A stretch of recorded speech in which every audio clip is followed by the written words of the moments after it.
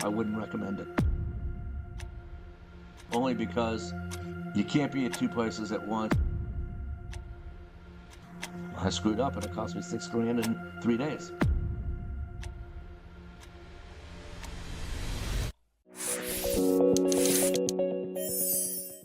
Howdy, everyone. This is Jeff Mago again with tenantimprovement.com, the Lease and Build podcast. Thank you guys for following the episodes. Thank you for liking, subscribing, and doing all that stuff I'm supposed to ask you to do at the beginning. Today, we have a little bit of different episode or interview. We're not interviewing a expert that's listed on our site. We're actually interviewing a real estate expert who does his own development on projects, his own general contracting. And I've had the pleasure of knowing Scott for over 20 years now.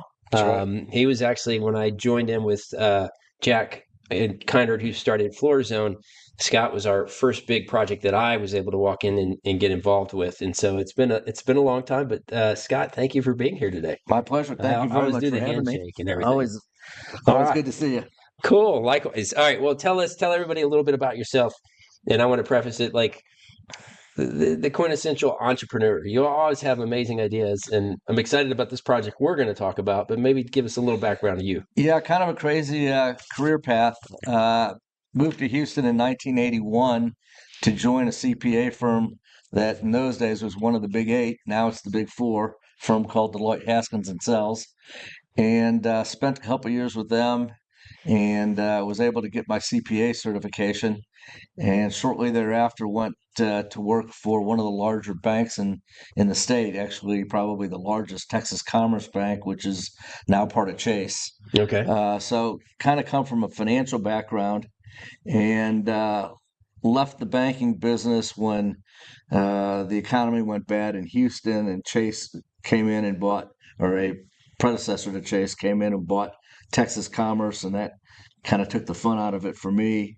And I ventured out and met a guy and got into the scrap metal recycling business Oh my gosh. as his CFO, and built a pretty interesting business there. Sold that business to a publicly traded company, Mm-hmm. and that was when I was able to earn my first shot of capital Okay. that I could begin to play with on my own.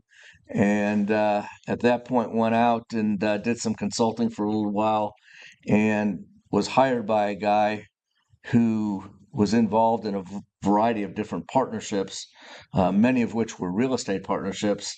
And the partnerships themselves were good investments. The way they were being managed was horrible.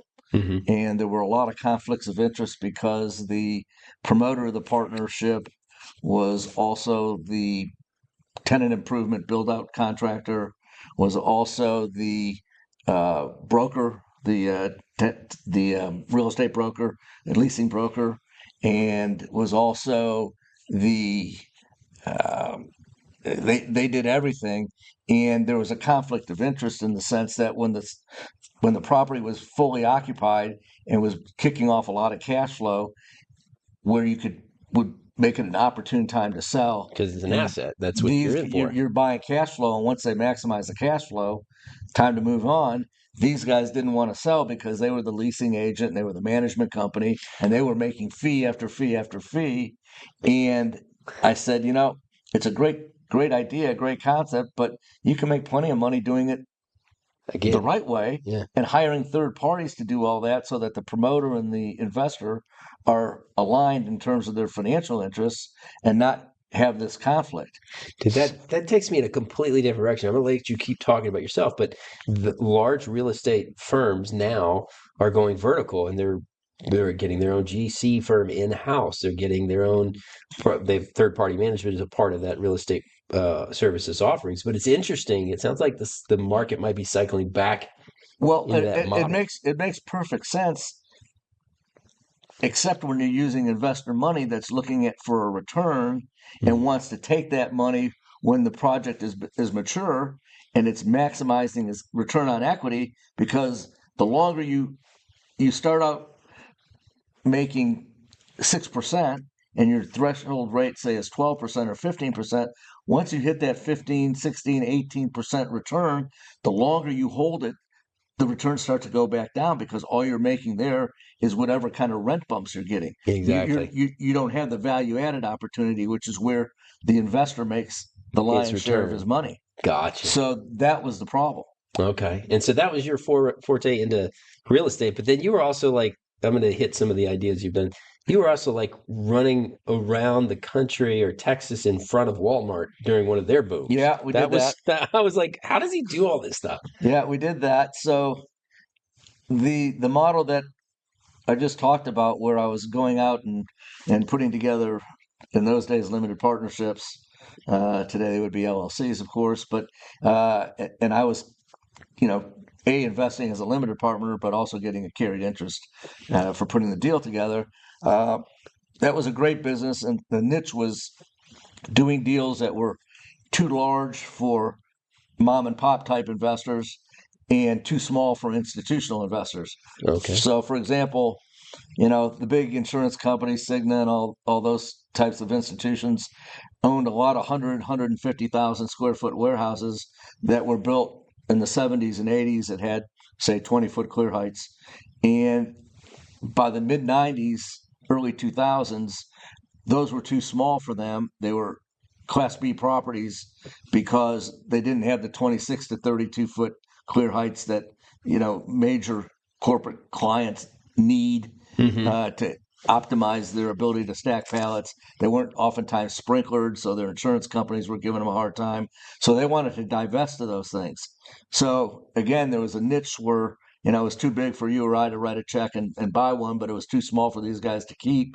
And there was an opportunity to make good returns in that market. All of a sudden, 9/11 comes along. Everybody takes their money out of the stock market, starts buying real estate. You can't get the yields. And at that point, I said, this model is not going to work anymore. And the only way to buy wholesale was to develop.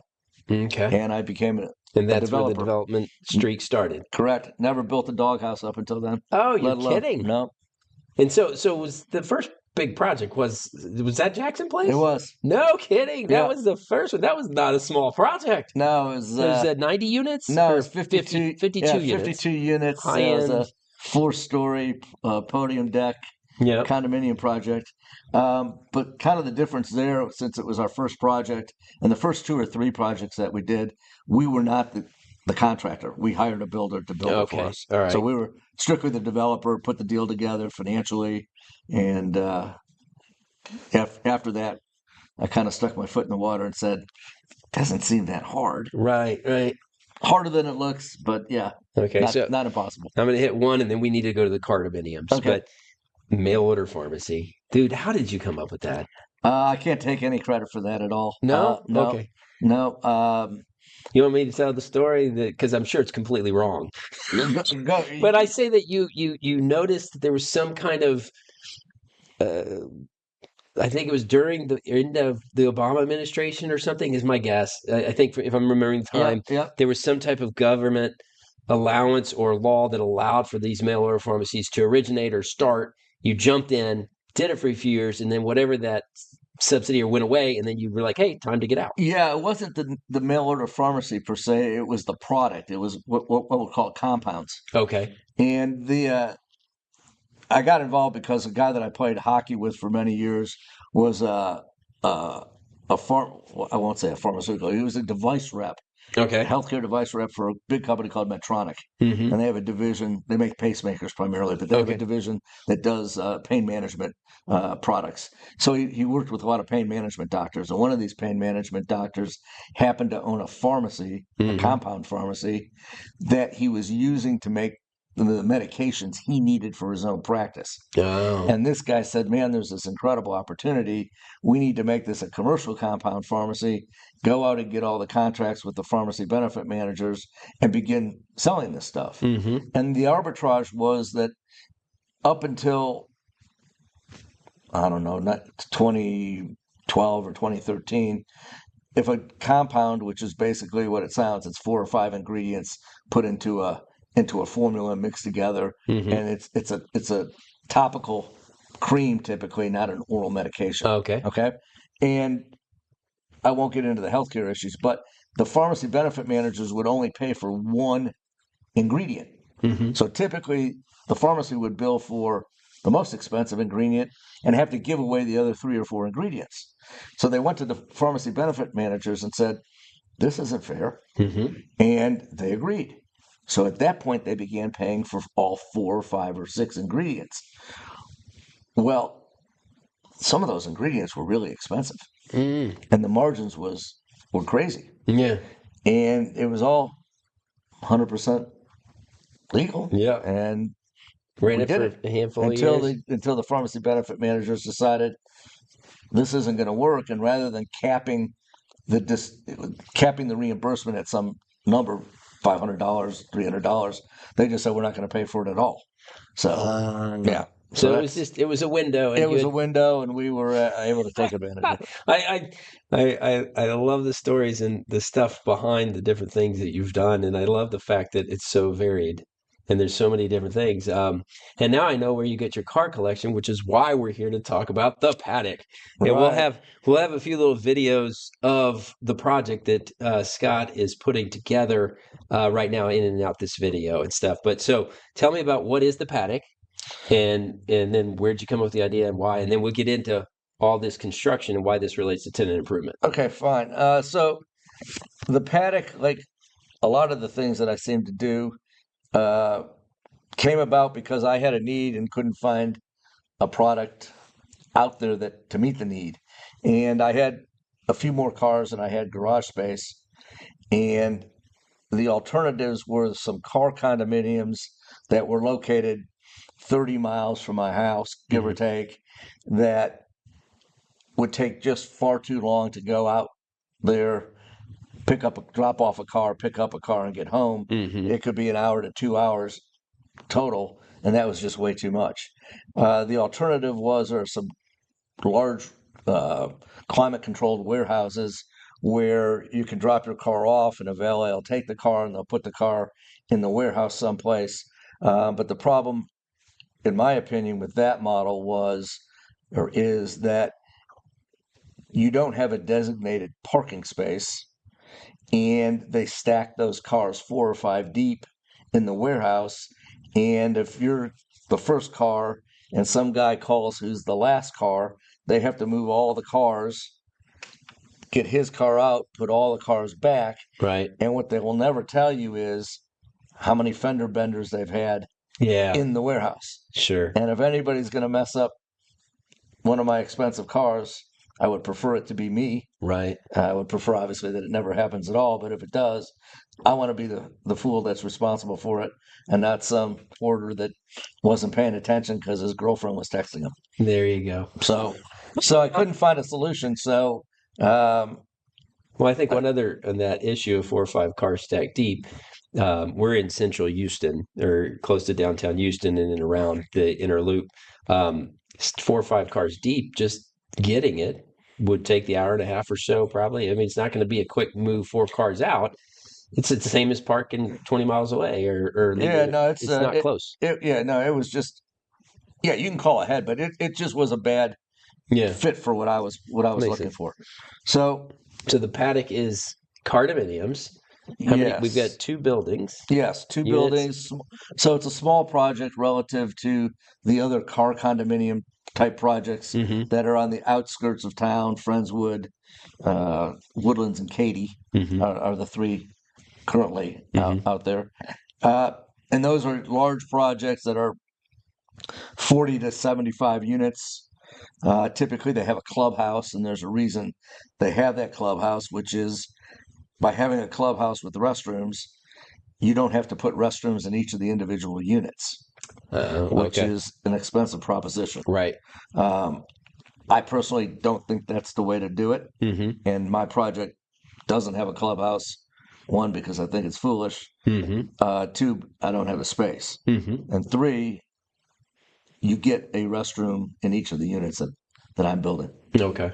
And I mean, so there's still a social aspect with your facility, but there's also, you get to go and close up your space and be in your space. Yeah, proper. I mean, so I feel like it's the best of both worlds. Yeah, I mean, the whole point of having this car condominium and building out the mezzanine to some sort of man cave, whether it's a full build out with bars and all kinds of refrigeration and ice Hmm. machines and Poker or table. something far less elaborate, Yep. is that if you're there and your garage door is open, come on over and say hi. I don't Yeah. need a clubhouse for that. Hmm. My car condominium is my clubhouse, Right. and so I just think it's a waste of space. And any guy that's got $1 million worth of cars Hmm. probably would prefer to use his own restroom rather than go to a clubhouse to use the public restroom. And not know who's else Correct. using that So restroom and when. correct. So it just it doesn't make sense other than for the developer to save money. Yeah. All right, Scott. So let's talk a little bit about you decided to do the paddock. You identified some land here in Spring Branch, coincidentally, right next to FloorZone. That was so funny that when you called me and said that you were buying the dirt next door. Um, Walk us through in terms of why you decided to self-perform this. I guess I know you had talked about your experience in the past, but with this project, some of your experience that led to going in that direction.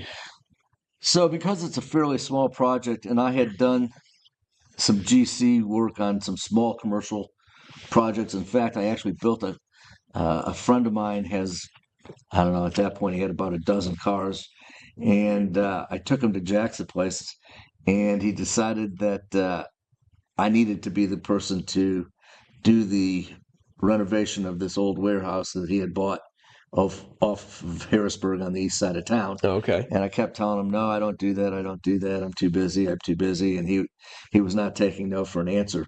So I kind of had a practice run 10 or 15 years ago when Hmm. I helped this guy renovate this. I think it was probably a 5,000 square foot single story warehouse building Okay.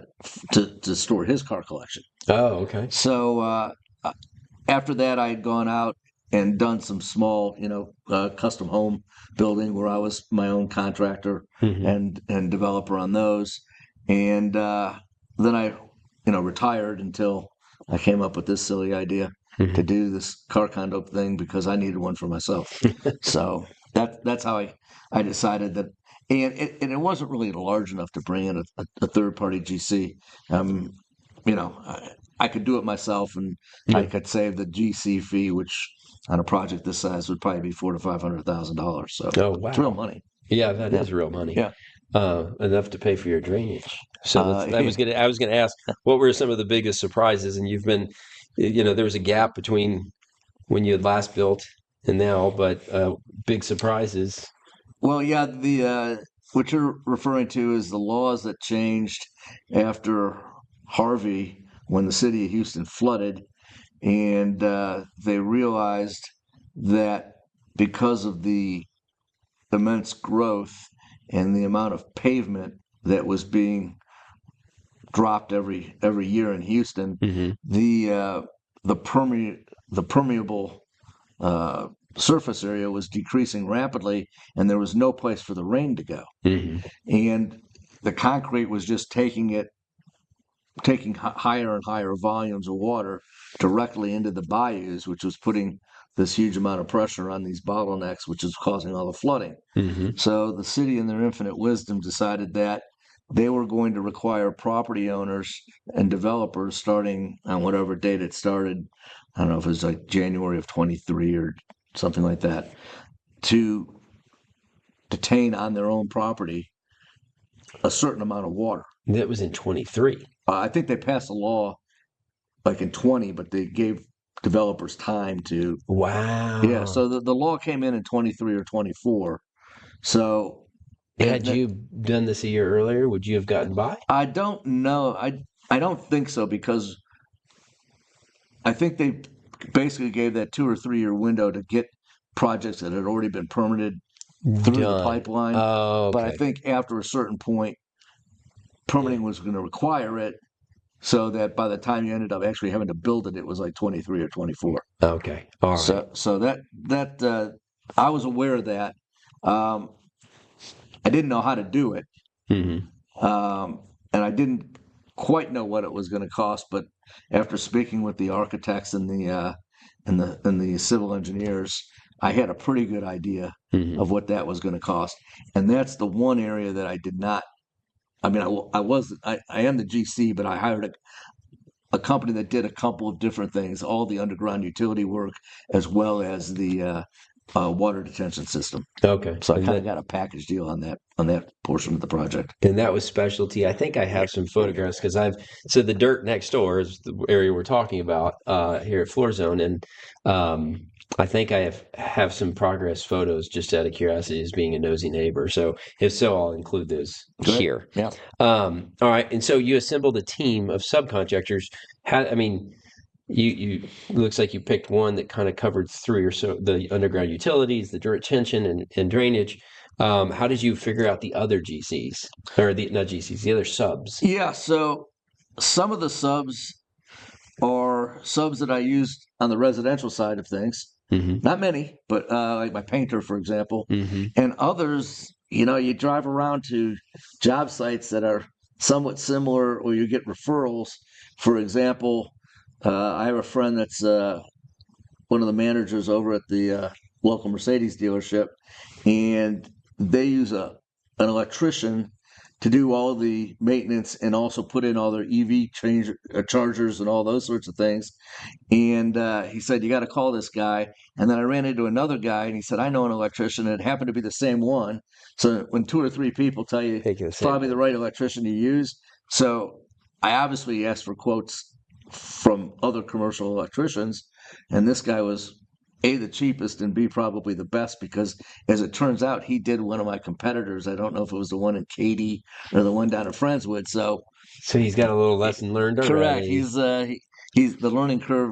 We're a lot further ahead on the learning curve with him than we would have been with the other guys. Okay.